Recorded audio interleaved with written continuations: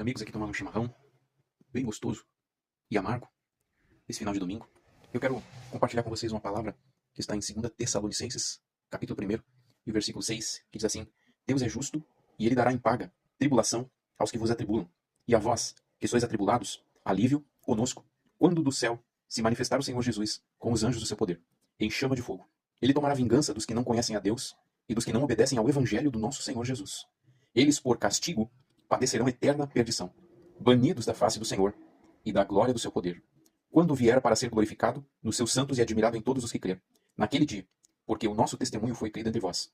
Pelo que também rogamos sempre por vós, para que o nosso Deus os faça dignos da sua vocação, e com poder cumpra todo o bom propósito e a toda a obra da fé. Rogamos para que o nome de nosso Senhor Jesus Cristo seja em vós glorificado e vós nele, segundo a graça de nosso Deus e do Senhor Jesus Cristo. Que tua semana seja abençoada, que tenhamos todos aí uma semana cheia das bênçãos do Senhor. É uma palavra que fala muito, né, no nosso coração. Aí, 2 Tessalonicenses, Epístola de Paulo, apóstolo Paulo, é muito útil, né, para todos nós fazer a leitura de todas as cartas que o apóstolo Paulo escreveu, né, pois ele é o apóstolo dos gentios. E todos nós sabemos que nós somos gentios, né?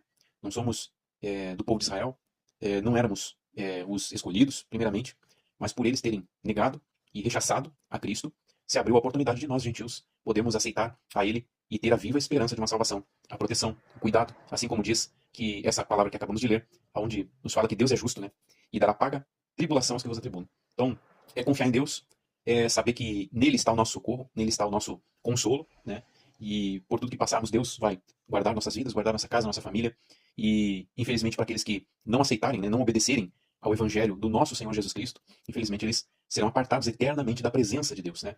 Coisa quão terrível, né? Isso para nós hoje cristãos, pensar que alguém poderá ser apartado, né, da presença de Deus. Então, são palavras que nós vemos que às vezes não são tão lidas ou pregadas ou anunciadas, mas Paulo esconde grandes ensinamentos, né? Infelizmente, hoje, dentro das igrejas, Paulo não tem sido divulgado, né, as suas epístolas, né? Não há um incentivo da parte dos pastores para fazer com que você leia essas epístolas de Paulo. Depois dos evangelhos, onde contam a história de Jesus Cristo, é de extrema importância você ler as cartas de Paulo, pois ali elas passam ensinamentos, passam exortações, passam direções e falam também sobre assuntos bem específicos e bem do nosso cotidiano. Lendo as epístolas de Paulo, é como se nós estivéssemos lendo uma carta direcionada à nossa própria vida, a nós mesmos, porque é o poder da palavra de Deus de se renovar dia após dia. E se você está começando nessa caminhada, ou já tem um tempo nessa caminhada, e mesmo assim se sente perdido, você precisa voltar a tornar a ler a palavra de Deus. Faça um propósito com Deus e leia essas 12 epístolas de Paulo, para que você possa ter uma edificação espiritual,